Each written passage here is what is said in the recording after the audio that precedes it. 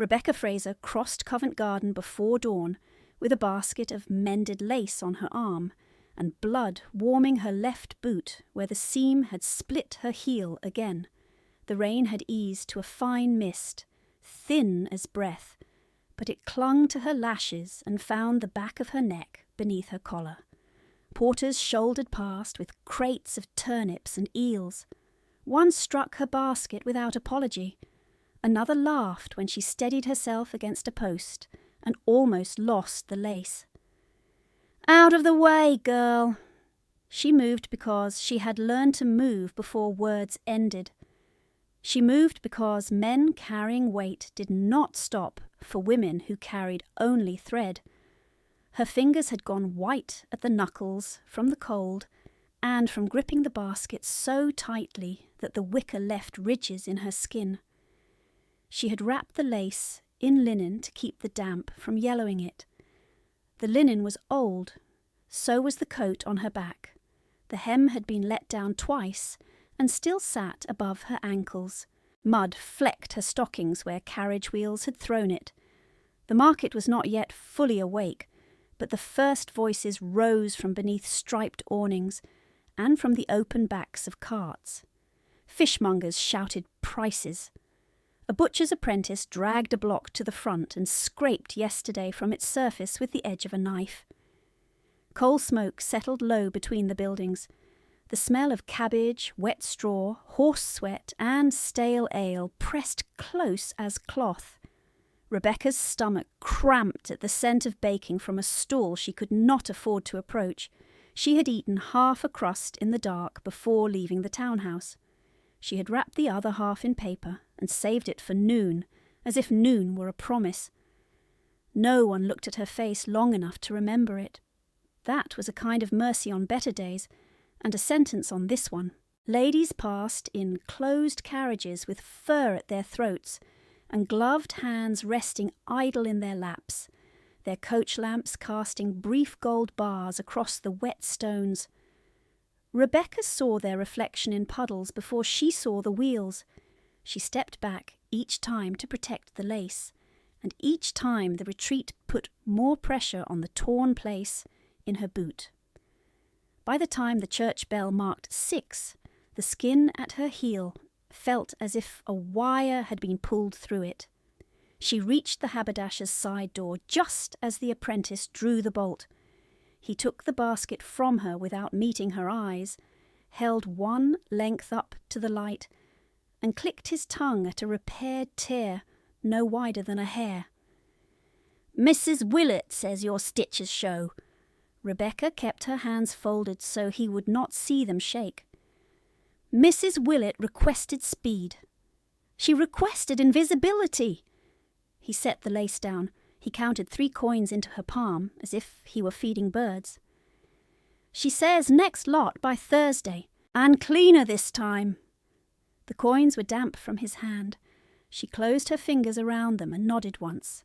Words cost strength. Strength had to be saved for stairs and errands and the next basket. By the 2nd week of November, she had begun to measure mornings by how long she could keep feeling in her fingertips. Today the feeling left before she reached Bow Street with 2 packets of copied notices tucked under her mantle. She had taken the copying because she had a steady clerk's hand, and because legal men preferred neat letters they did not have to write themselves. She stood in a narrow passage beside a print seller while a junior solicitor checked her pages. Rain dripped from a cracked gutter onto the brim of his hat. He did not step aside. He only frowned at the ink spacing and told her she had crowded the margins. "There is no room to crowd, sir," she said quietly. The text was complete. He glanced up then, not at her, but at her audacity, and held out a single shilling less than promised. "You are being paid for copying, not argument." Her throat tightened with heat that had nowhere to go.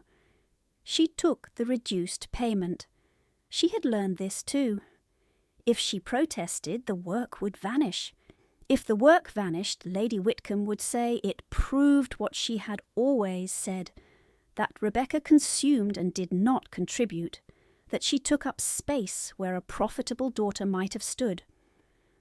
By the time she turned toward home, the city had gone from grey to the flat white of a sky holding back more rain. She walked because she could not pay a hackney, and because walking let the ache in her heel settle into a pattern she could endure. Past shop windows bright with imported silk, past a bookseller where volumes stood in clean rows she wanted, with an old hunger she no longer fed, past two boys carrying hot chestnuts in paper cones. One offered her a grin, and then looked at her coat cuffs and withdrew his hand, as if he had mistaken her for someone else. Her townhouse stood in a square that had once announced prosperity and now announced maintenance delayed. The stone steps had a crack near the third rise. The brass knocker had been polished for callers and never for residents. She used the service entrance at the rear where the hinge screamed no matter how little force she used. The kitchen was warm but not welcoming. Cook had been dismissed in spring. The range smoked because the coal was poor and damp. A scullery maid she did not know by name took Rebecca's parcels without speaking and tipped her head toward the back stairs. Not unkindly, simply in warning that Lady Whitcomb was in the breakfast room. Rebecca climbed to the attic with one hand on the rail and one at her side to keep the coins from slipping through a split seam in her pocket. The corridor smelled of old plaster and lavender water drifting up from the rooms below, where silks rustled and mirrors stood unclouded. Her room held a narrow bed, a cracked wash basin, one chair with a cane seat beginning to give, and a trunk that no longer locked. The window sash stuck in damp weather. It stuck now. She set down her basket and sat on the bed only long enough to pull off her boot. The heel had rubbed raw in a crescent shape, not deep, not clean. A thin line of red marked the edge of her stocking where thread and skin had argued all morning, and both had lost. She cleaned it with water that smelled faintly of iron, wrapped it in a strip torn from an old handkerchief, and threaded the boot seam with 2 passes of waxed linen salvaged from the inside hem of her petticoat. Her hands moved quickly. Mending pane took less time than mending cloth. At noon she counted crusts, 1 from morning, 1 from yesterday wrapped in cloth to keep from hardening beyond teeth. She ate slowly beside the window, watching a milk cart rattle across the square below. Her cough rose once, and she pressed her fist to her mouth until it passed, refusing the sound. Noise drew notice. Notice drew questions. Questions had a way of reaching Lady Whitcomb in altered form, sharpened and useful. The linen room key remained in Lady Whitcomb's reticule. It had remained there for 3 weeks under the doctrine of discipline. Rebecca knew the shape of that doctrine. No fresh chemases until old ones were beyond repair. Then accusation of slovenliness. No lamp oil after 10. Then complaint when work was unfinished by dawn. No butter because she had no need of softness. No fire in the attic grate because industry keeps a woman warm. The statements came in a voice perfumed with rose and delivered in drawing rooms where visitors nodded as if economy were virtue when practised on someone else's body. She took off her cuffs and unpicked them for thread. The cotton was weak and knotted in places, but she coaxed usable lengths from it with a pin and wound each length around a card cut from a discarded invitation. This, too, was labour no one recorded. She mended household towels, altered servants' aprons, reinforced stays, and copied receipts into the ledger kept in the morning-room desk. Her handwriting ran across page after page in dark, precise lines. Coal accounts, grocers' balances, carriage repairs, milliner charges for Lady Whitcomb, ribbon charges for Miss Eliza, glove charges for Miss Anne. At the bottom of each page a blank waited where the clerk's name should have been. That blank was always left untouched. When the bell rang from below, she carried the updated ledger down and stood at the threshold until summoned. Lady Whitcomb sat in blue silk at the escritoire, pearls at her throat, a cup of chocolate cooling at her elbow. Her 2 daughters leaned over a plate of sugared buns and did not glance up until Rebecca set the book down. "You are late," Lady Whitcomb said, though she was not. "The coal account required correction." "Then do not correct. Copy what's given." Lady Whitcomb flipped pages, scanning figures she had not gathered. "Your penmanship is serviceable. Pity there is so little else of use in you." Miss Eliza laughed softly into her napkin. Miss Anne watched Rebecca's shoes and smiled as if she had found a private jest. Rebecca lowered her eyes, not in submission but in calculation. A sharp tongue spent on this room returned no bread. She waited while Lady Whitcomb signed where Rebecca had prepared the line. The quill scratched. The seal pressed.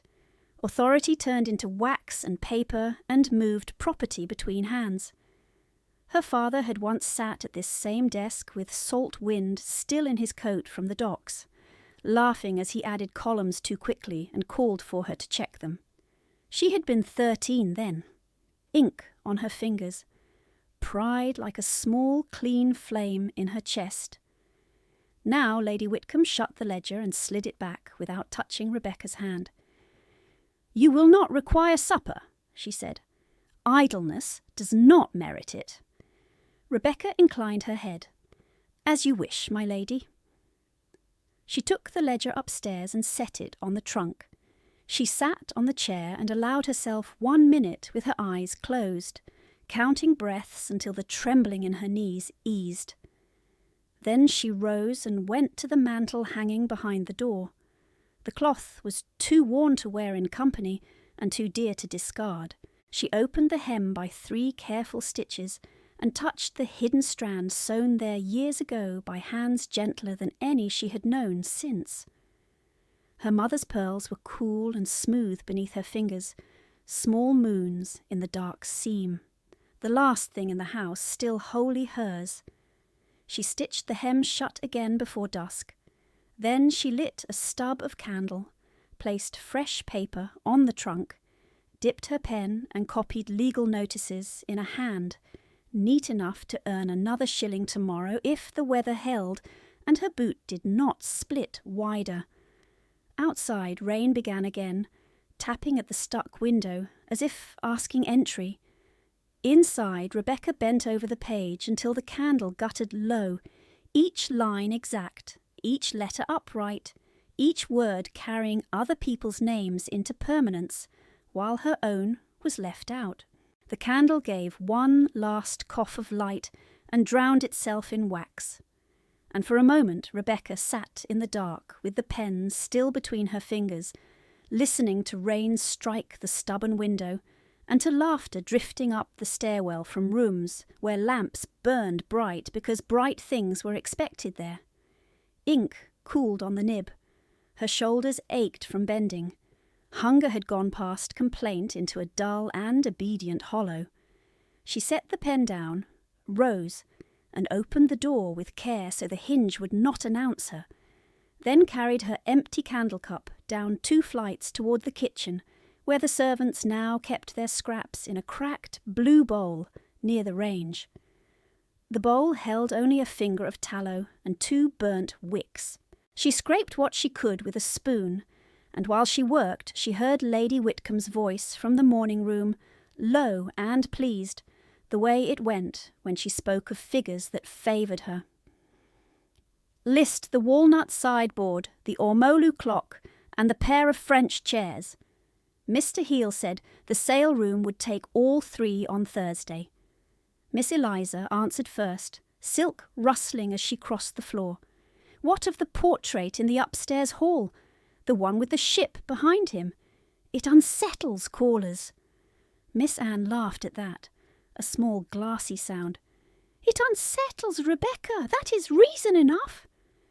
Rebecca stood with the spoon in her hand and the tallow clinging pale to the metal. and did not move until Lady Whitcomb said, "The portrait goes if the frame is sound. Sentiment has no market value." Then the chair legs scraped and Rebecca stepped back into shadow before the housemaid could see her listening. She climbed again with the tallow and her breath held tight under her ribs, feeling the old wound reopen not at her heel, but lower in the place where memory lived, whether invited or not. The sideboard had been her mother's first purchase after marriage, chosen because its wood held light even in winter. The ormolu clock had marked every supper of her childhood with a sweet, steady chime. The French chairs had stood in the music room before there was no music room at all, only a locked door and stacked crates waiting for auction labels.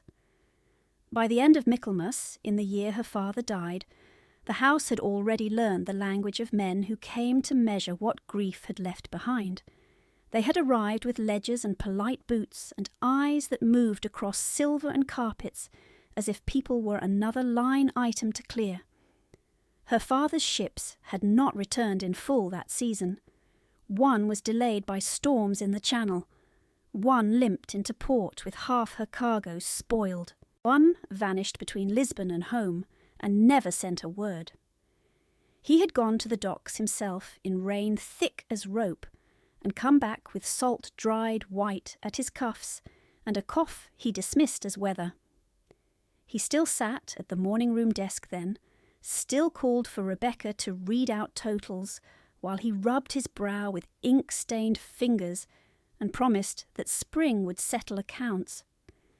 "Again, B," he had said, tapping the column where freight, insurance and credit tangled into numbers that would not obey. "You see what I do not." She had seen more than he wished. Interest mounting, creditors impatient, goods pledged twice to keep men paid once.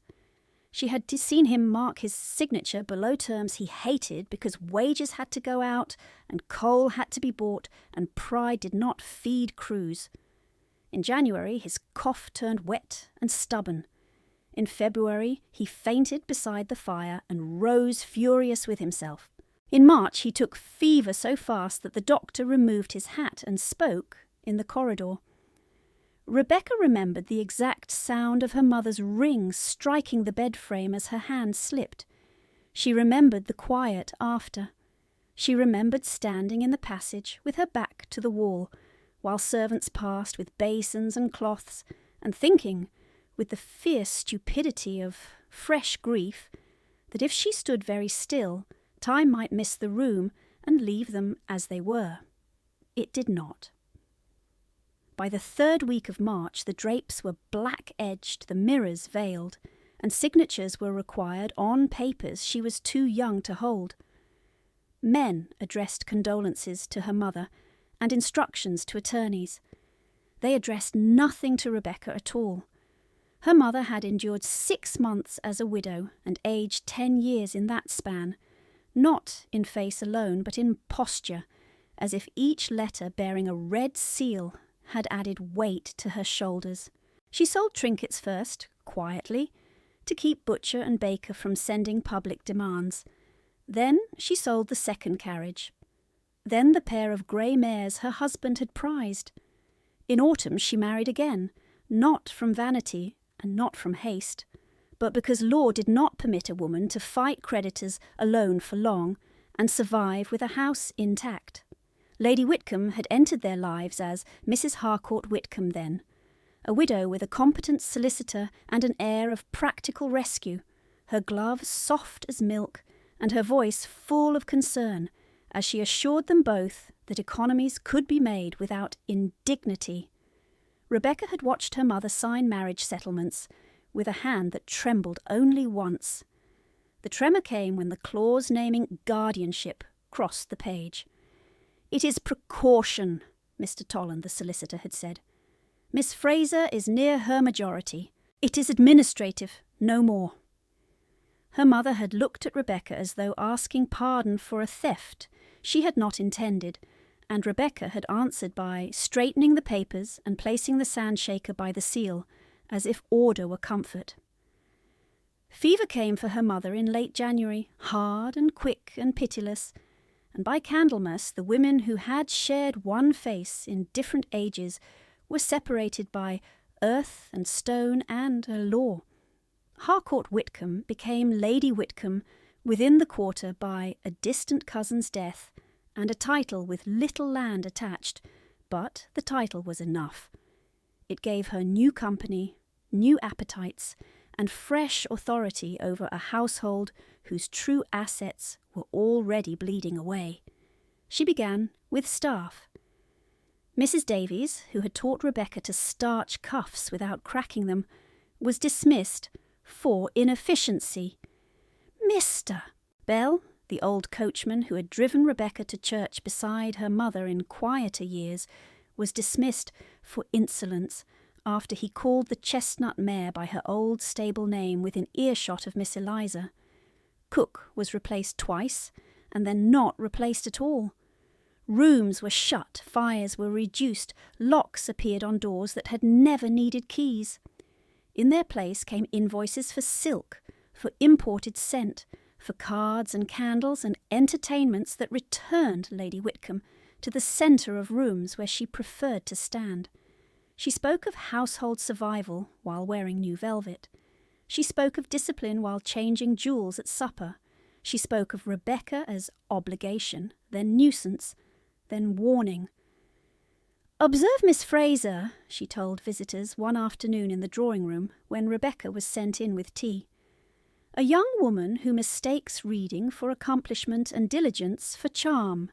Such errors are expensive." The ladies smiled into their cups.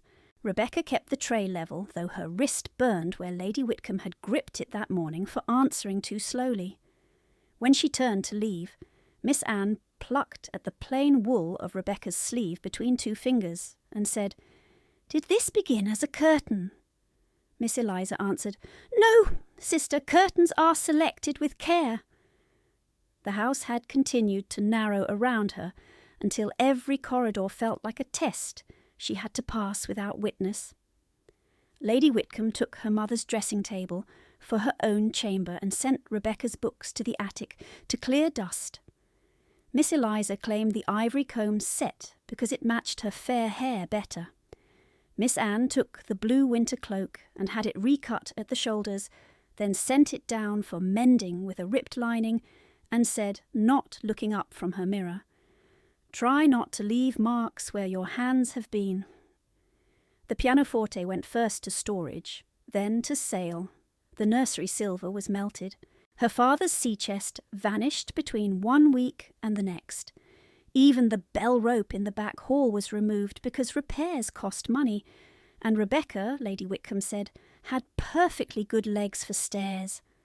By the first week of December, the only object from her old life still entirely under her control was the pearl strand stitched into that worn mantle hem, and even that she touched in secret like a crime. She had learned to keep her face blank when insults landed. She had learned which floorboards spoke and which kept confidence. She had learned to stretch candle stubs by setting two ends together and pinching melted wax with burned fingers. She had learned that hunger altered the body first and the voice second. If she spoke too quickly late in the day, words came out thin and sharp and gave Lady Whitcomb reason to withhold the next meal. Yet she had not surrendered the habits her father had planted. Columns checked twice, names copied cleanly, seals observed before trust offered. Tonight, with rain needling the panes and the tallow candle smoking in its cup, she spread fresh sheets and reopened the household ledger she was not paid to keep. She turned to the pages where shipping shares had been listed before her father's death, then to recent entries where Lady Whitcomb's hand had replaced assets with blank space and euphemism, sold by private arrangement, disposed under advisement, settled externally. The phrases sat neat and bloodless, and beneath them Rebecca wrote, in a smaller script at the very edge where any hurried eye might miss it, dates, amounts, initials of witnesses, and the names of brokers she had heard spoken downstairs. She did it because record was a kind of shelter when favour failed. She did it because erasure was Lady Whitcomb's chosen weapon and ink was the only blade Rebecca possessed. Her stomach cramped again. She pressed her palm flat against it until the spasm passed, then bent lower over the page. Downstairs, laughter rose and fell with the clink of glass. Upstairs, the line of her pen remained steady as she carried other people's claims into permanence, and, this once, carried her own into the margin where it could wait. A board creaked in the corridor outside her door, then another. Then the hinge gave a harsh cry as the door struck the wall, and Lady Whitcomb entered without knocking, Rosewater arriving before the silk did, Miss Eliza and Miss Anne close behind her, with candlelight lifting gold from their hair, while Rebecca's small flame made her look carved from smoke. Lady Whitcomb's gaze dropped at once to the open ledger on the trunk, to the cramped notes in the margin, and then to Rebecca's hand still resting on the page, as if she could hide ink by touching it. "Up!" Lady Whitcomb said. "Now!" Rebecca stood. Her knees protested from the cold and from the long hour bent over figures. Lady Whitcomb did not wait for full obedience. She crossed the room, took the ledger, and flipped pages until she found the notations, dates, and initials threaded along the edge like stitches. Her mouth hardened. "You presume above your station and your intelligence." She tore the page free. The sound was small and final. "You will take these petitions to Bow Street before first bell. Mr. Tolland requires copies in hand at opening." She thrust a tied packet against Rebecca's chest. "You will not read them. You will not speak unless addressed. You will return by the rear door and report to me, not to the servants." Miss Anne leaned against the bedpost and watched Rebecca's face as if waiting for entertainment. Miss Eliza smiled at the ripped ledger leaf in Lady Whitcomb's fingers. Rebecca said, "The gates are not safe before dawn." Lady Whitcomb stepped close enough for perfume to sting. "Then walk quickly. Or do you prefer no breakfast for a week to remind you of obedience?" She turned toward the door, then stopped and looked back with calm cruelty. "And if one word of household business leaves your mouth, you will sleep in the scullery. Do not test me." The door slammed. Their footsteps receded in soft, expensive rhythm. Rebecca stood with the petition packet pressed against her sternum until her breathing steadied. Then she set her pen beside the ink, folded the torn edge of the ledger page flat, and slid the book beneath her mattress where damp and mice had not yet reached. She wrapped the packet in oilcloth, drew on her mended boot, pulled the old mantle over her shoulders, and descended the back stairs with no lamp. The house at that hour sounded like a body at rest that did not want her pulse inside it. Wind worried the loose pane in the corridor window. Somewhere below, a servant coughed into cloth. She crossed the kitchen, found only ash in the grate and no crust left in the bread crock, and went out through the yard where rain had turned the flags black. The square beyond lay emptied by weather, all edges and shadow and the pale blur of gas lamps burning low. Her heel reopened before she reached the corner. Warm wetness spread inside the boot. She kept walking. By the third morning of December, rain had become the city's second skin, and Bow Street wore it like iron. Water ran along the gutters in fast, narrow streams.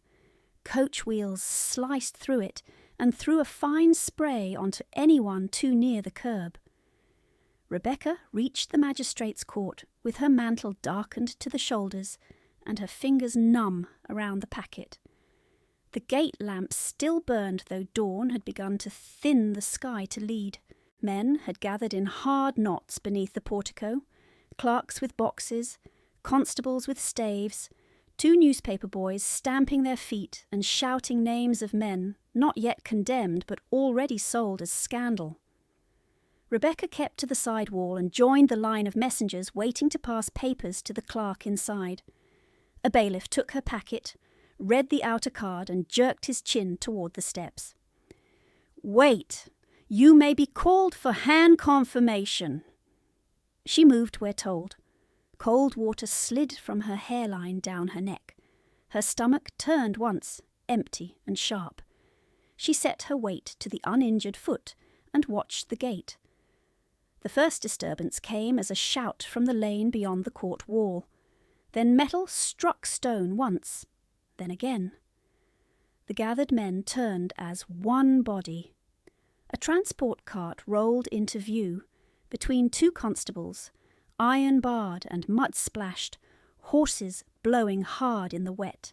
3 mounted men in plain dark coats pressed close behind, too close for escort and wrong in posture, not guarding but crowding.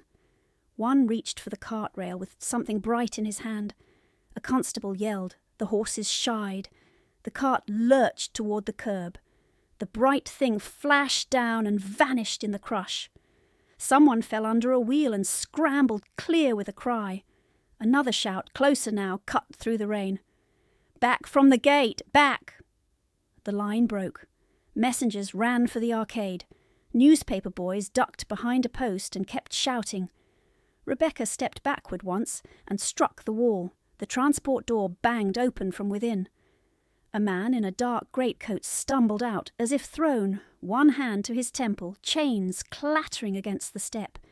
He hit the curb on one knee, tried to rise, and swayed. A bailiff barreled down the steps, red-faced, stave raised. "All witnesses stand back. Stand back or be seized for obstruction!" 2 constables chased one of the mounted men into the lane. The other 2 vanished into rain and traffic. The crowd shifted away in instinctive fear, leaving a raw ring of wet stone around the kneeling prisoner. Blood threaded from his hairline, thin at first, then heavier as rain diluted and spread it down his cheek. He lifted his head once, scanning faces with an expression too clear for a stunned man, assessing exits, distances, loyalties. His hand slipped on the curb. He caught himself with a hiss that never became a groan. The bailiff shouted again. No one moved toward him. No one wanted the danger of touching a man delivered in irons to Bow Street on a morning already thick with rumour. Rebecca felt the command to stay where she was strike her skin like sleet. She also saw the angle of his fall, the unsteady focus, the way blood kept finding his eye. She had bandaged scullery cuts, and her father's cracked knuckles, and her own feet in attic dark. The body did not ask permission before it chose. She dropped to her knees in the rain and crossed the ring of empty stone. "Girl, stand away!" the bailiff barked. She did not stop. She pulled off her shawl, folded it once, and pressed it hard against the wound at the prisoner's temple, as he turned toward her with startling speed, grey eyes cutting through rain and noise as if the rest were fog and she were the only fixed point left. He caught her wrist, not gently, not cruelly, and said in a voice roughened by impact but precise as steel, "Do not run!" His grip loosened by 1 degree when he saw she would not. Water dripped from the edge of her hair onto his sleeve. She felt the weight of his gaze travel, torn glove, threadbare mantle, bruised mark at her wrist, where Lady Whitcomb's fingers had held too tightly 2 days before, then back to her face. "Name the men," he said. "All of them." "I saw 3, she answered, breathless but steady. 2 mounted close, 1 at the rear, plain coats, 1 scar at left jaw, 1 missing the top joint of his little finger. Keep pressure there." His hand guided hers firmer against the wound. "If I lose sight in that eye, I lose more than sight." "Then do not move," she said, and pressed harder. A constable skidded to a halt beside them, rain streaming from his hat brim. "Who gave you leave to touch a state prisoner?" The kneeling man did not look at the constable. He kept his eyes on Rebecca as if testing whether she would flinch. "If she lifts her hand, you will have a corpse at your gate and a report to write." The constable swore under his breath and shouted for a surgeon. The bailiff pushed through and crouched, taking in chains, blood, and the woman, in a patched mantle with her hands on a prisoner, who spoke like a commander. "Name!" the bailiff snapped at Rebecca. "Rebecca Fraser." "Employment!" She swallowed rain. "Copyist. Household accounts." The prisoner spoke before she could be dismissed. "Witness. Keep her." The bailiff stared, then glanced at the signet ring visible beneath mud and blood, where the man's glove had torn at the knuckle. Blackridge crest, cut deep in gold. Recognition moved across the bailiff's face like a door opening onto cold. He stood at once and barked to the clerks on the steps. "Make space, now, His Grace to the inner room." The words rippled through the watching crowd. His Grace, the Duke. Newspaper boys abandoned all restraint and shouted the name into the rain, each syllable a coin. "Duke of Blackridge attacked at Bow Street, treason hearing, read all." Rebecca did not release the shawl until ordered. 2 constables lifted the Duke by the arms. He rose taller than either by half a head, even half stunned, broad-shouldered beneath soaked wool, chains striking his boots as he steadied. He turned once toward her, rain running off his brow in thin lines. "Come with us," he said. It was not invitation, it was command issued from habit so old it had become bone. The bailiff made a sharp gesture and Rebecca was swept along beside the group, through the side door into a stone corridor that smelled of wet leather, ink, and fear. Clerks flattened against the wall to let them pass. A surgeon in shirt-sleeves met them at a narrow chamber with a table, 2 chairs, and a grate too mean to warm the room. The Duke sat only when pushed to it. Rebecca stood with her shawl stained in her hands, water pooling at her boots. The surgeon peeled the cloth back, muttered that the cut was deep but clean, and reached for spirits. The Duke's jaw set like quarried rock. He did not flinch when the spirits touched raw skin. He watched Rebecca instead, and in that hard attention she felt the exact distance between a duke and a woman with blood in her boot and no breakfast in her belly. A distance measured not in feet, but in law, money, and the right to give orders and be obeyed. A clerk entered with papers, and fear bright in his eyes. "Your Grace, the magistrate asks whether you can stand for preliminary questions. The affidavit remains before the court." "Forgery remains before the court," the Duke said. The clerk swallowed. "Sir, unless surety is posted by sunset, transfer orders to the River Hulk will be executed as filed." The room seemed to contract. Rebecca had copied enough notices to know what river transfer meant when men with enemies arranged the paperwork. Delay at best. Disappearance at worst. The Duke gave no visible sign he heard the threat for the first time. Perhaps he had expected it.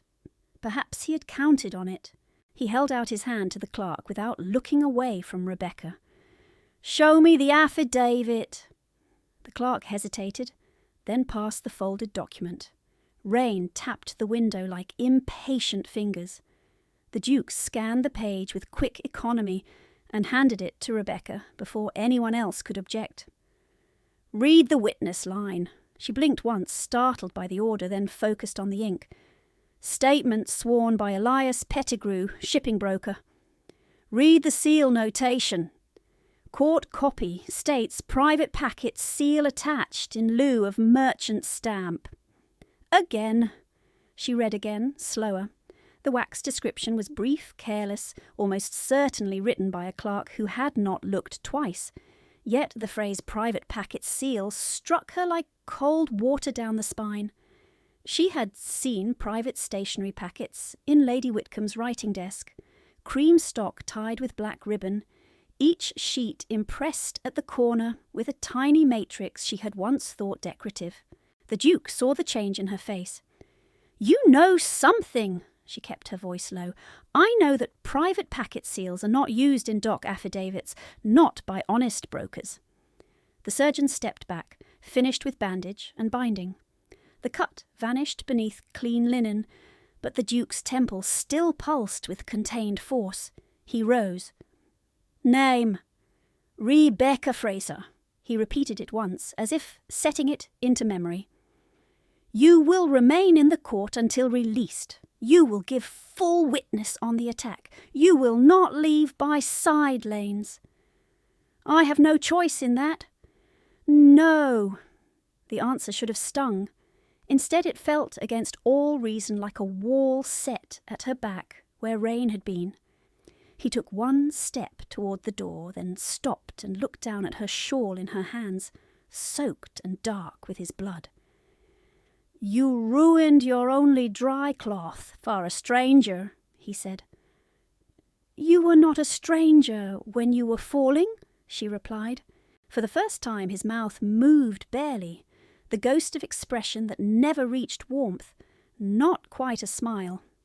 Then the corridor outside erupted with shouted names and pounding boots as the magistrate called the chamber to order, and the Duke of Blackridge went to face the court while Rebecca stood where he had left her, shawl cooling in her grip, and understood that the morning had opened a door no careful woman would have chosen and could no longer close.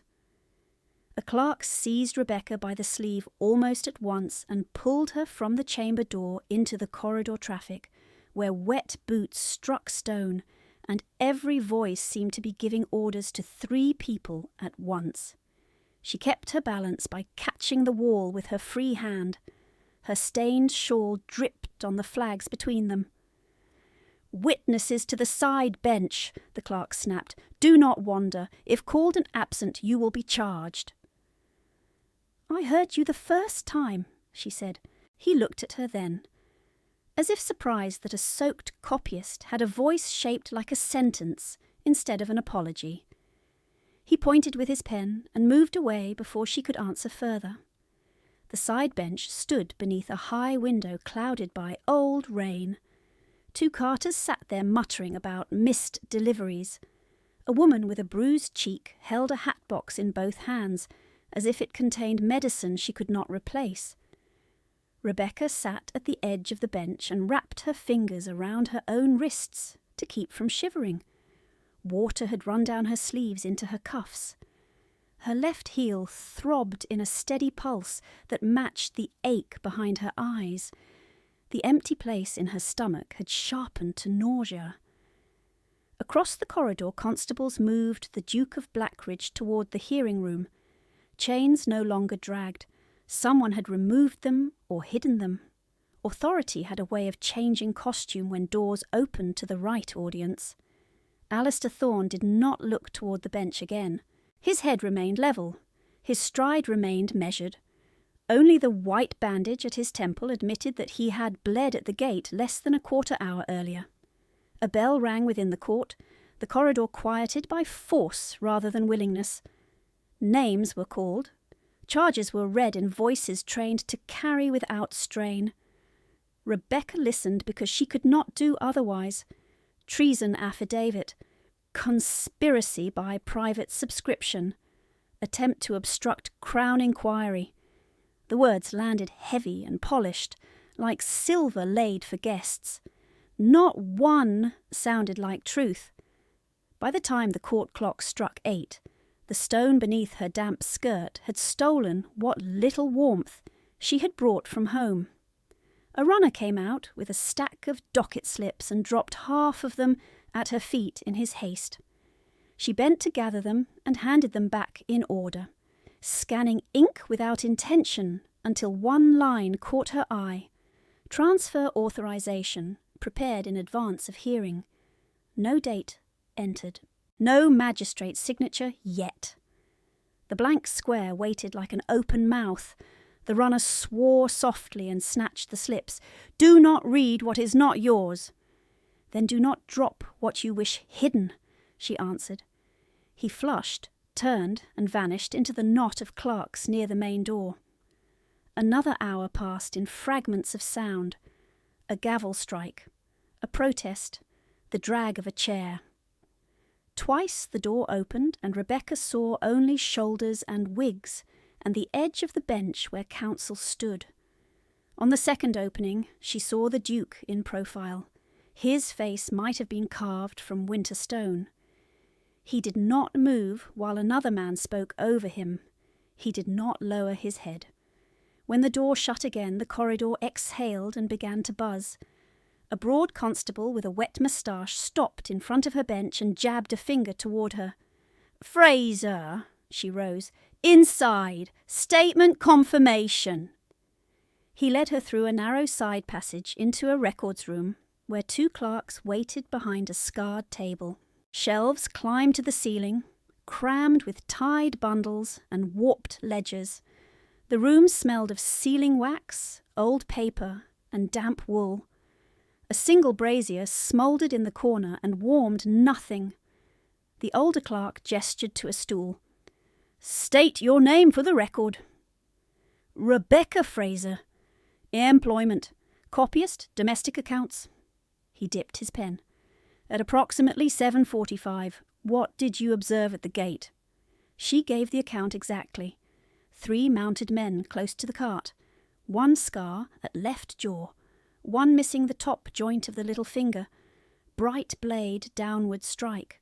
Prisoner forced from transport. She spoke without ornament. She did not guess where she had not seen. When she paused, the younger clerk leaned forward. "You are certain of the finger?" "Yes." "You stood in rain, in crowd, under threat. You expect us to credit such detail?" "I expect you to write what I said." His mouth tightened. "And what interest have you in His Grace's affairs?" "None." "No loyalty. No payment. No acquaintance." She met his gaze. "No reason to lie." The older clerk looked up sharply at that, then back to the page. "Did the accused speak to you?" "Yes."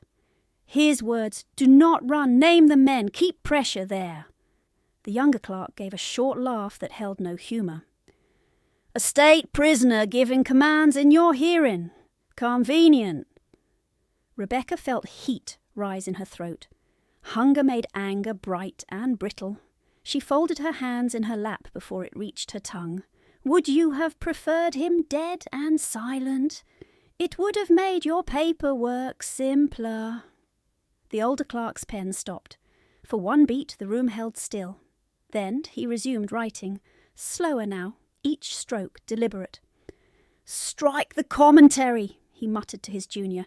"Retain material facts." A crash sounded in the corridor beyond the door. Papers scattered. Someone cried out, high and strangled. The younger clerk swore and shoved back from the table. He reached the door first, pulled it open and shouted, "What now?"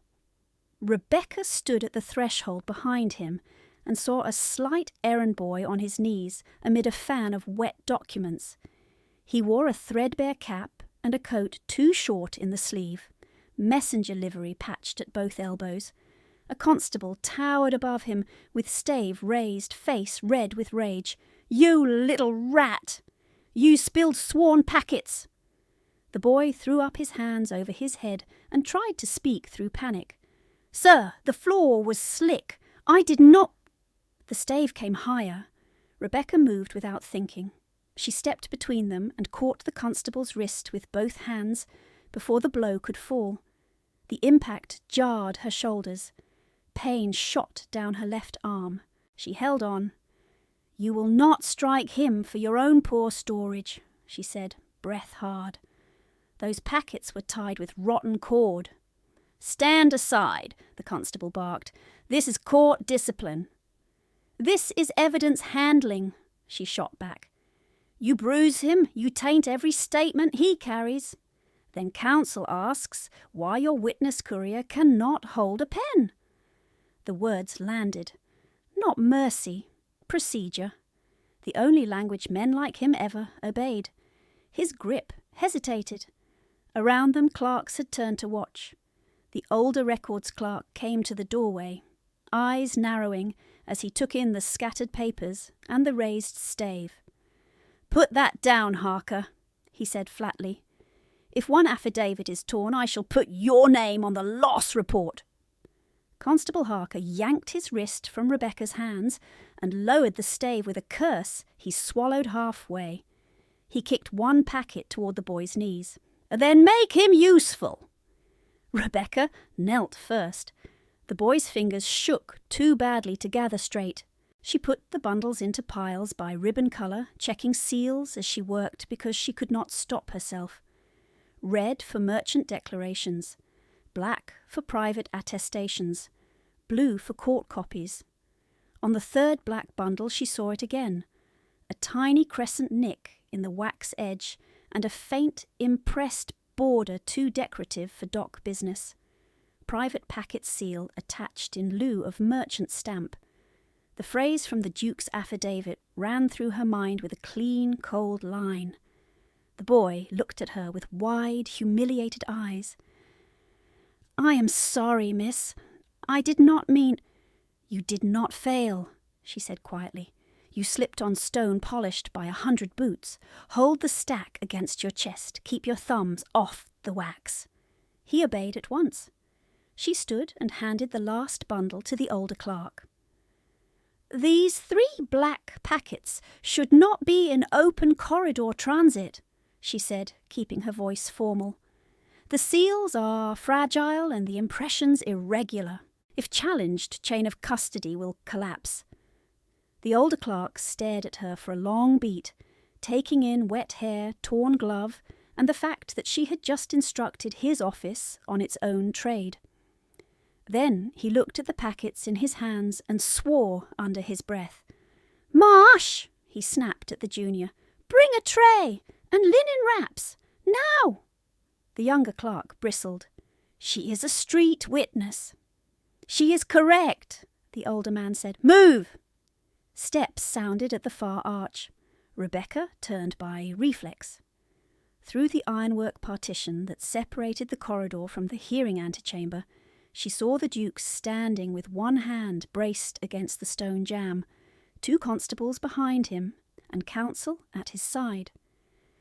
He should have been returned directly to the chamber. Instead, he had paused at the commotion. Distance and bars cut them apart, but his gaze found her as if no one else were present. He had seen the raised stave. He had seen her step into it. He did not speak. He did not need to.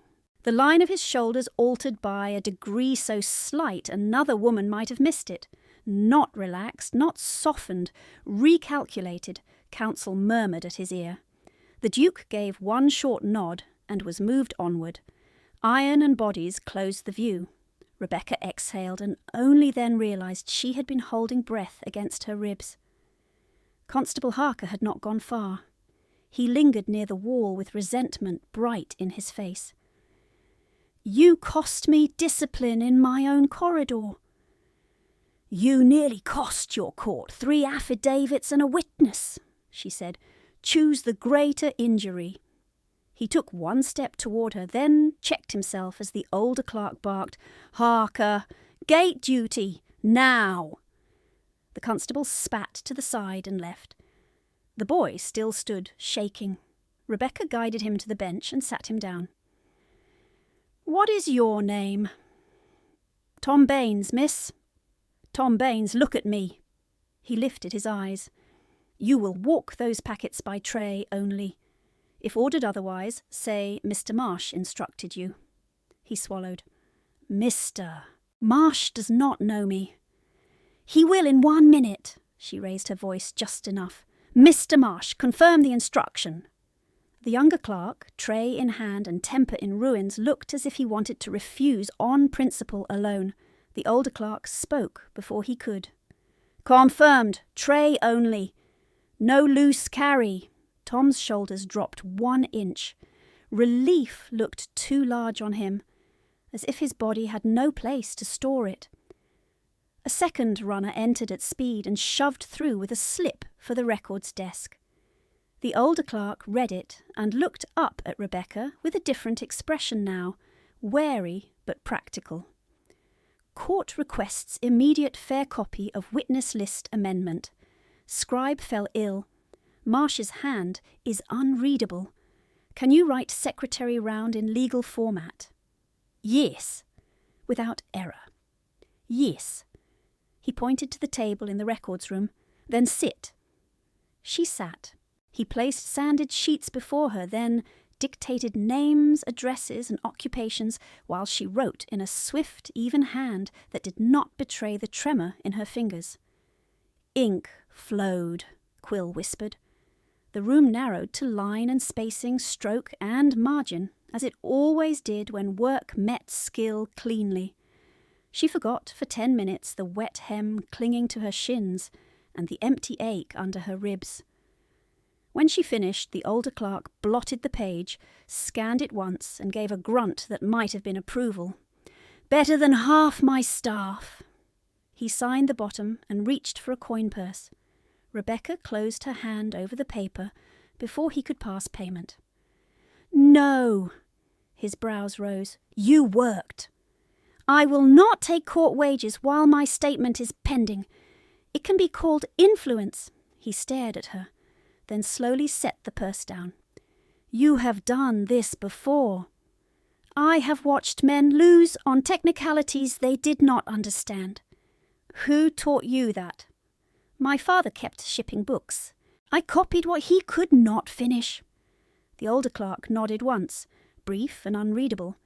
Then watch this room while we survive the morning. He left with the fair copy. Marsh followed, carrying tray and packets. Tom Baines lingered long enough to whisper, "Thank you, miss," then hurried after them. Rebecca remained at the table because no one had told her to move. The brazier hissed softly. Rain tapped the high window in a quieter rhythm now. In the corridor, voices rose and fell as the hearing shifted toward noon. She flexed her cramped fingers and looked at the drying lines she had written. Names of men who would stand and swear and deny and survive by how cleanly their words were carried. The door opened again. She expected Marsh. Instead, it was the bailiff from the gate, hat under one arm, boots leaving dark marks on the threshold. He held a folded order slip. Fraser. She stood. Your witness statement is accepted for preliminary record. He glanced toward the corridor before continuing, lower. His Grace noted your intervention with the messenger, asked if the boy was struck. He was not. He said to record that. The bailiff's jaw worked, uncomfortable with the message. He said the court has enough cowards without teaching them young.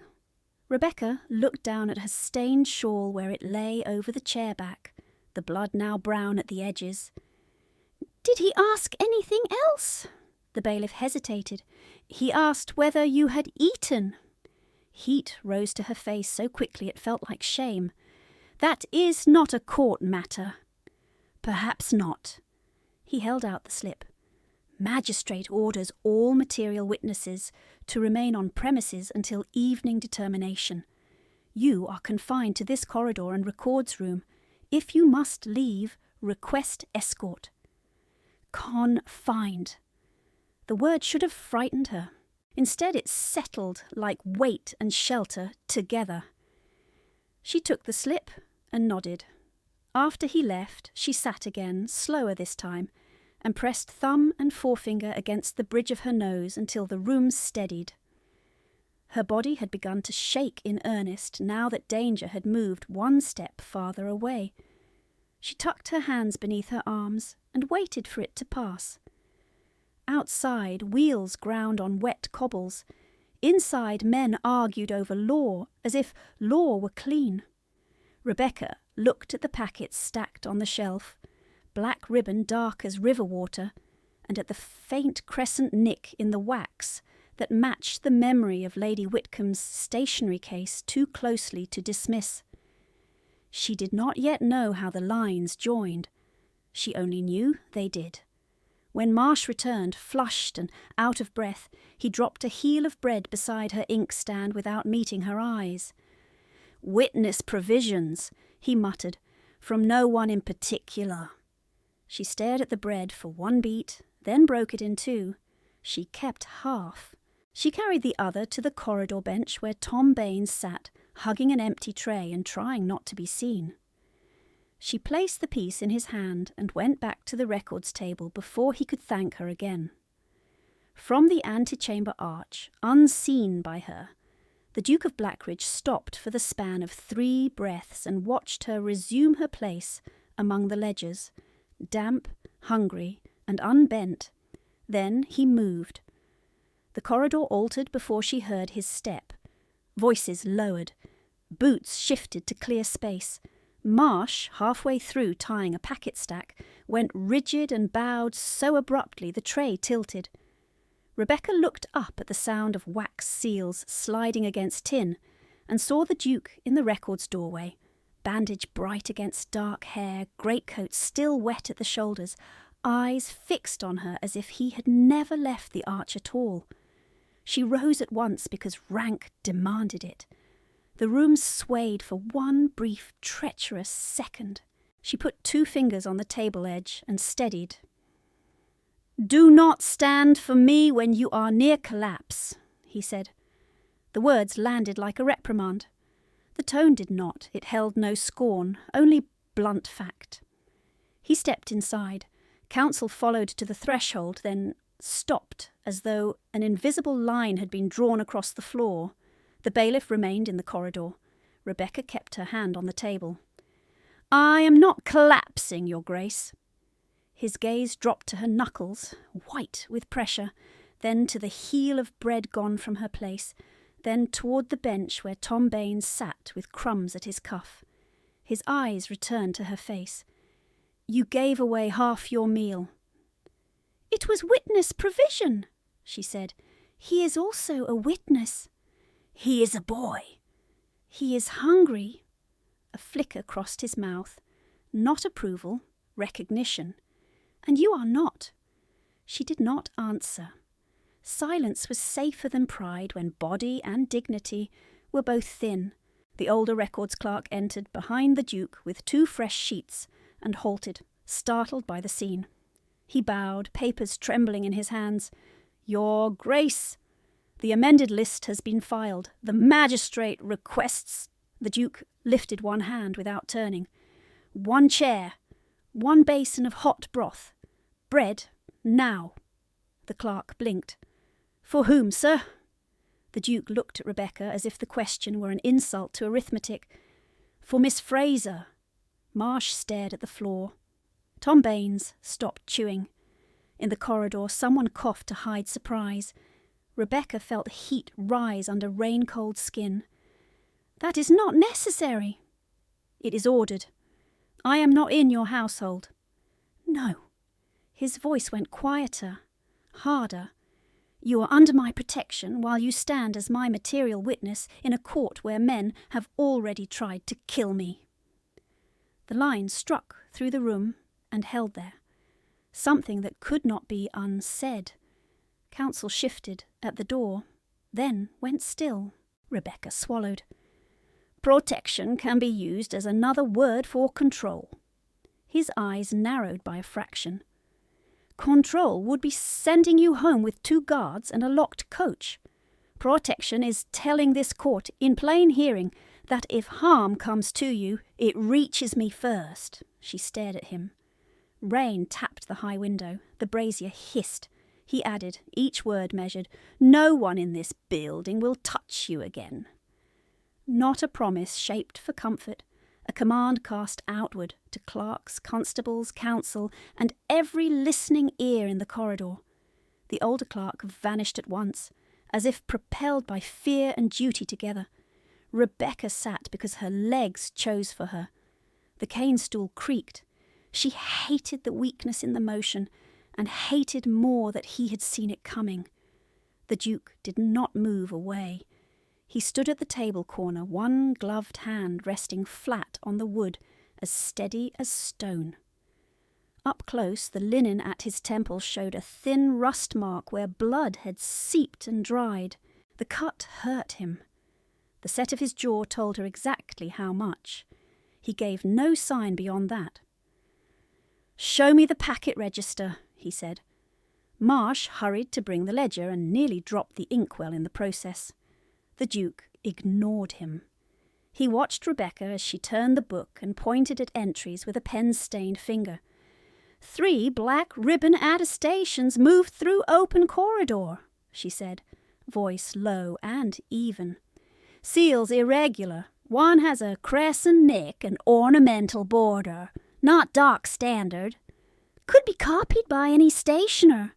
Not this cut, she met his gaze. This matrix was hand-cast, small flaw in the rim, repeats on multiple packets. His expression did not change. His stillness deepened. You have seen it elsewhere. It was not a question. She felt the old discipline tighten across her shoulders. Lady Whitcomb's warning. Do not speak household business. Sleep in the scullery. Starve in silence. Fear had habits. So did truth. She chose one. Yes. Where? Rebecca looked to Marsh, to Tom, to the open door. Too many ears, too much consequence. The Duke followed her glance and understood. Out, he said. No one argued. Marsh collected his tray and fled. Tom slid off the bench and vanished into the corridor with eyes wide. Counsel hesitated, received one cold look from his employer, and stepped back beyond the threshold. The bailiff closed the door. The latch clicked. The records room shrank to rain, coal hiss paper, and 2 people divided by title and bound by a morning neither had chosen. Where? He repeated. Lady Whitcomb's writing desk, Rebecca said. Private stationery packet, cream stock, black ribbon, decorative border with a crescent fault at one edge. His gaze held hers for a long beat. Lady Whitcomb is your stepmother. The word came out flatter than she intended. He absorbed it without visible reaction, but she saw the scar at his cheek tighten as he ground his molars once. How long have you known? I knew the seal was wrong when you handed me the affidavit in the chamber. I did not know whose hand placed it here. You know now. I know the pattern. She kept her voice careful. Pattern is not proof. Most people do not distinguish the two. Most people are not erased by loose accounting. A sound came from him then, almost a breath, almost a bitter laugh, gone before it formed. No, they are not. A knock struck the door. The bailiff entered with a maid from the lower office carrying a chipped bowl of broth, a heel of fresh bread, and a second chair. She set them down and withdrew without lifting her eyes. The bailiff lingered uncertain. The Duke turned slightly, enough to bring the man under his full regard. Send word to the magistrate. Miss Fraser's statement will be expanded in my counsel's presence. It will be taken under seal. No corridor discussion, no cross-questioning by constables. The bailiff nodded quickly. Yes, Your Grace. And Harker does not come within 10 feet of this room. Yes, Your Grace. When the door shut again, Rebecca stared at the broth as if it were written in a foreign hand. Eat, the Duke said. She picked up the spoon and set it down. If I accept this, they will say I am purchased. They already say what serves them. I cannot afford one more word against my name. His answer came with no pause. Then let them speak against mine. She looked up sharply. He had not moved from his place at the table corner. Rainwater still darkened the cuff of his coat. He could have gone to the antechamber fire. He could have sent orders through 3 men and never entered this room. He remained. Why? The question pressed at her throat before she could stop it. Why does this matter to you? His face gave nothing. His voice did. Because I watched a woman with blood in her boot cross a court corridor full of men who outranked her, stop a constable's blow with bare hands, preserve evidence my own staff mishandled, refuse payment to keep a record clean, and split her only bread with a child. He paused. because every man in that hall saw it and pretended not to understand what they were seeing. The spoon trembled once between her fingers. He continued quieter now. I do not pretend. The room seemed colder and warmer at once. Rebecca took one spoonful. Salt hit her tongue and almost hurt. She swallowed too quickly and coughed. The Duke's hand moved 1 inch off the table, as if to reach toward her, then stopped mid-air and returned to the wood. Restraint, not indifference. She took another spoonful, slower. By noon the rain had thickened again against the panes, and the court beyond the door had entered the restless hour when rumour outran verdict. Voices surged, then dropped, then surged once more.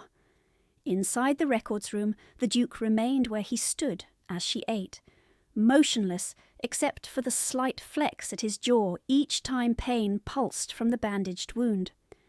You should have that dressing changed, she said, before caution caught her. It can wait. If fever sets, it will not. His eyes rested on her with that unnerving, direct attention. You issue commands as if you expect obedience. I issue practical instruction. Good. A faint shift at his mouth. So do I. The line was close to humour, not quite. It passed between them and vanished into the coal hiss. When the bowl was empty, she set the spoon aside and folded her hands to hide how much they still shook. What now? Now you speak your full account to my counsel and the magistrate's clerk. And if Lady Whitcomb denies all of it, she will. You sound certain. I am. He looked toward the door, then back. Denial is the first refuge of people who have mistaken paper for permanence. Her heart beat harder against her ribs. If I testify, she loses more than face. She loses claims. She will come for me when she can. His reply came like iron set in place. She will not. You cannot know that. I can. He held her gaze. You will not return to Whitcomb House tonight. The words struck deeper than the earlier command. Not suggestion, not inquiry. A line drawn through the map of her life. She rose halfway from the stool, pulse sharp, then sat again because the movement made the room tilt. You cannot decide where I sleep. I can decide where my witness is kept alive. I am not a parcel in your custody. No. His voice dropped, dangerous and calm together. You are the woman who bought me time to stand in that hall, and men have died for less inconvenience than you caused this morning. Silence followed. She felt each breath as a separate act. At last she said, You know about the surety deadline.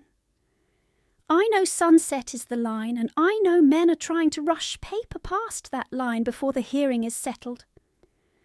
That timetable was not yours to discuss. It was my life to know. She looked away first. Her throat burned. I did not do it for gratitude. I did not offer gratitude. He leaned one hand farther across the table, not touching her, close enough that she could see a faint scar crossing his knuckle under the glove seam. I offer terms. You remain within my protection until this affidavit chain is broken in open record. You will have a room with a lock you control. You will eat, you will sleep, you will testify once, clearly with counsel present. After that, you choose your own road. The structure of it. Command wrapped around choice, leaving her dignity one narrow but real path. He had thought this through while blood still dried at his temple. She heard herself ask, almost against will, And if I refuse? His expression did not alter. Then I assign guards outside whatever door you choose and stand accused of arrogance while you remain alive. She let out a breath that trembled at the end. You are very certain of your own authority. I am very certain of the men we face. A second knock. Counsel this time, voice, muffled through wood. Your Grace, the magistrate is ready. The Duke straightened, For the first time since entering, he stepped back from the table. The loss of his proximity felt abrupt, as if some windbreak had been removed. He moved to the door, then paused with his hand on the latch and looked over his shoulder at her. "Miss Fraser!" "Yes, Your Grace." "When the clerk asks whether you were coerced, you will answer no." "Because it is true. Because fear makes liars of honest people."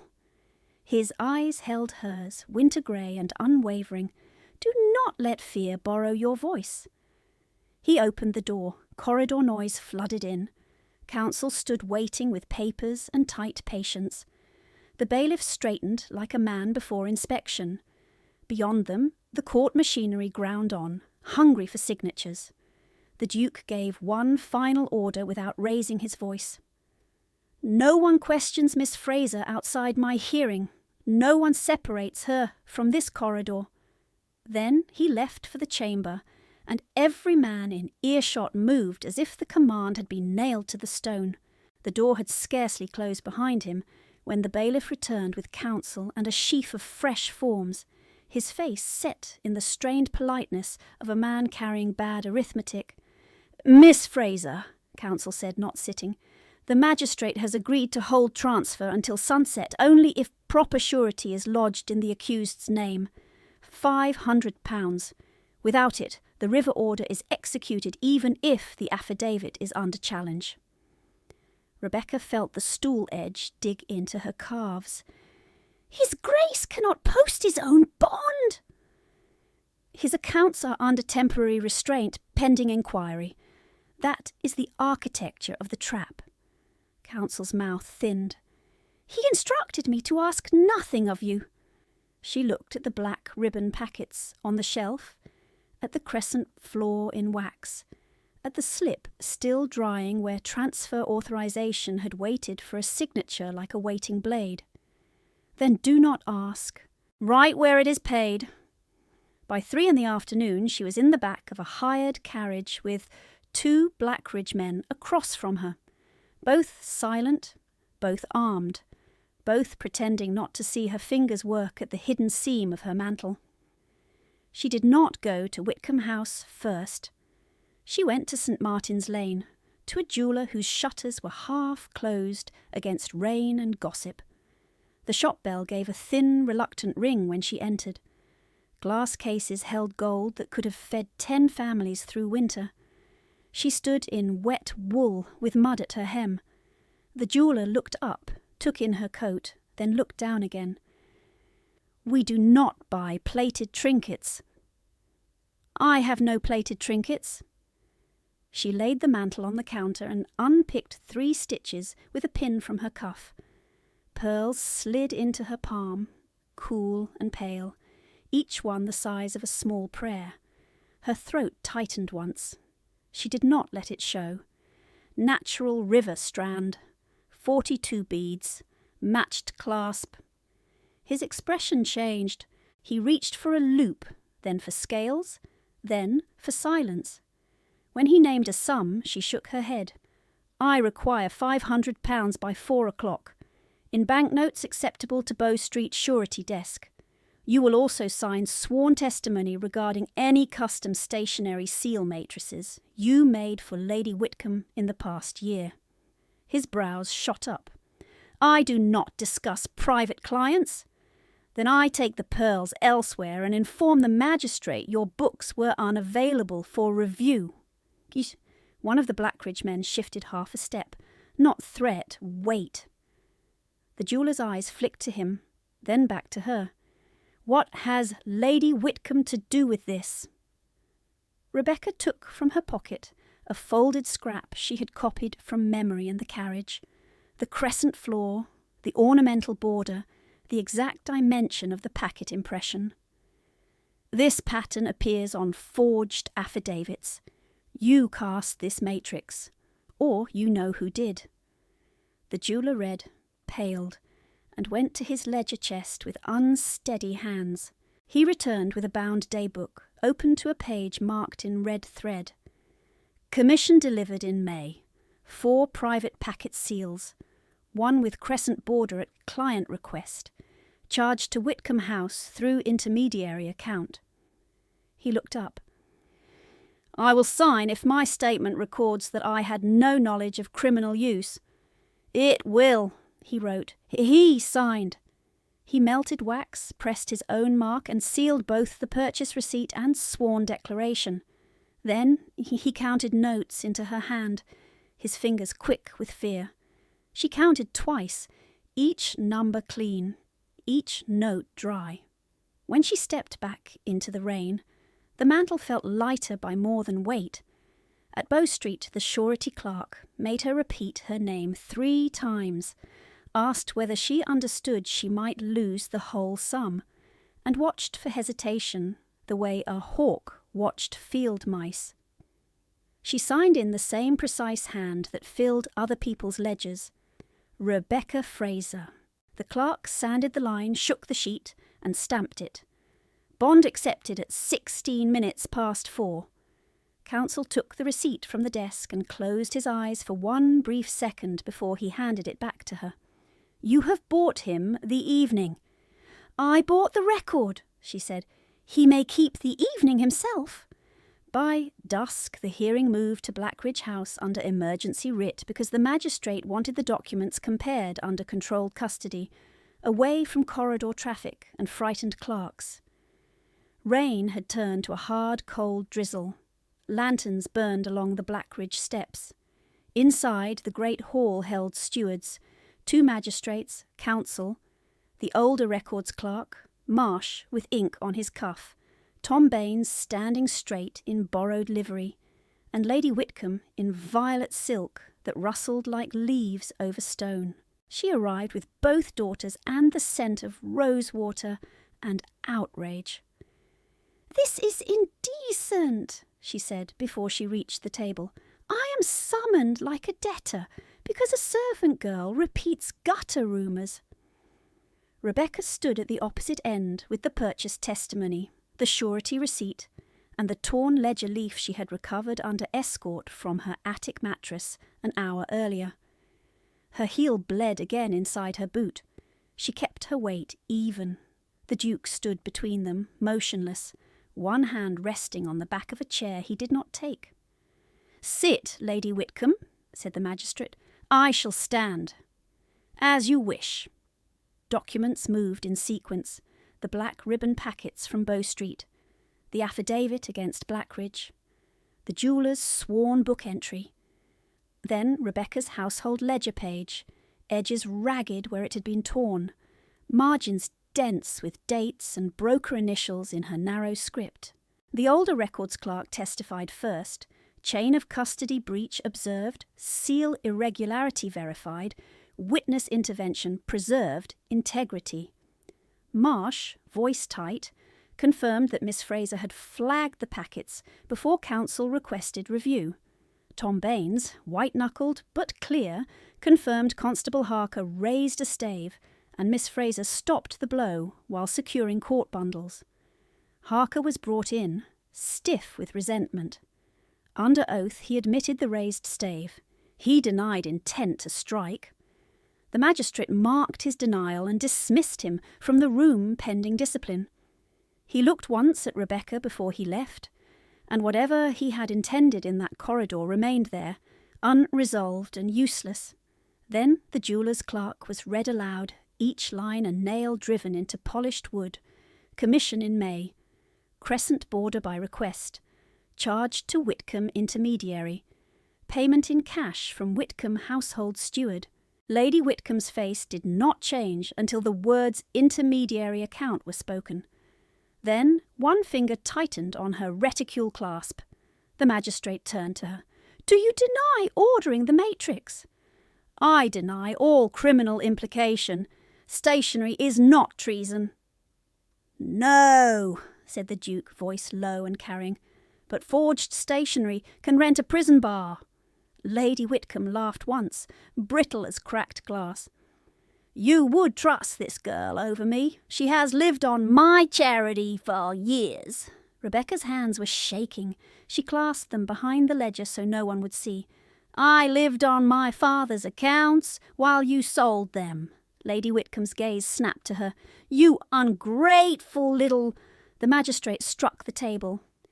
"You will answer the question," Silk whispered as she drew breath. "I commissioned seals. I did not place them on any affidavit." The second magistrate lifted the torn ledger leaf. "Your initials appear beside private sale entries tied to Blackridge shipping shares the week before accusation. How were those shares acquired under your guardianship?" Silence. Miss Eliza looked at her mother. Miss Anne looked at the floor. The Duke did not move. He did not raise his voice. "She paid my freedom with her mother's pearls, while you sold justice by the yard." No one spoke for several heartbeats. Rain ticked against tall windows. Fire settled in the grate with a soft fall. Lady Whitcomb's shoulders lowered by an inch that felt like collapse. "I had debts," she said at last. "Cards, notes, men who do not wait." Pettigrew said one affidavit would frighten Blackridge Council long enough for the share transfer to clear. No one was meant to die. No one was meant to send him to the river. She turned toward Rebecca with sudden fury. "And no one was meant to notice you." The admission hung in the hall like smoke. The magistrate signed the fraud finding in a hand that did not pause. Guardianship revoked. Property claims suspended pending full audit.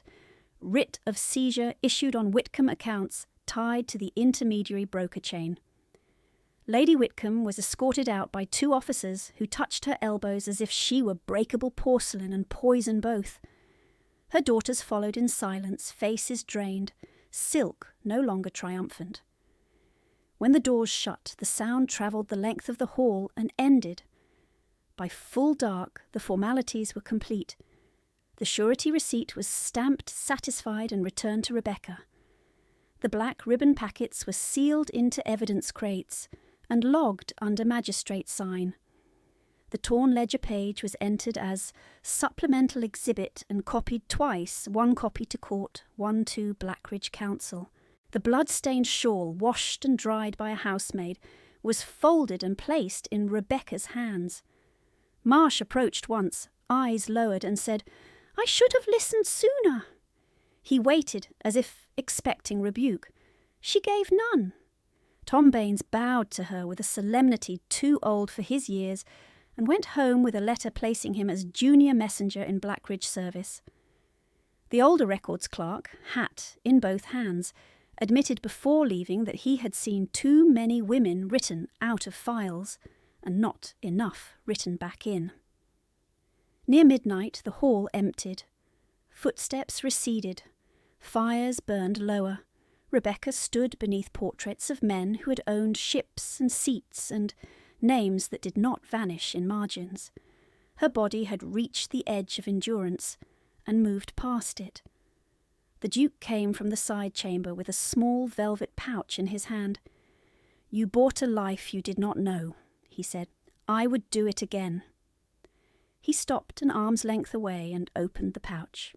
Pearls pooled into his palm, restored bead by bead, moon pale in firelight. He set them in her hand and closed her fingers gently over them. "I do not offer rescue," he said. "I offer covenant, equal in law, equal in name. Marry me, Rebecca Fraser, and stand where no one may erase you again." Her breath caught. The room went very still. "Yes," she said. 3 Sundays later, with banns properly read and no objection sustained, she signed the register in a clear line.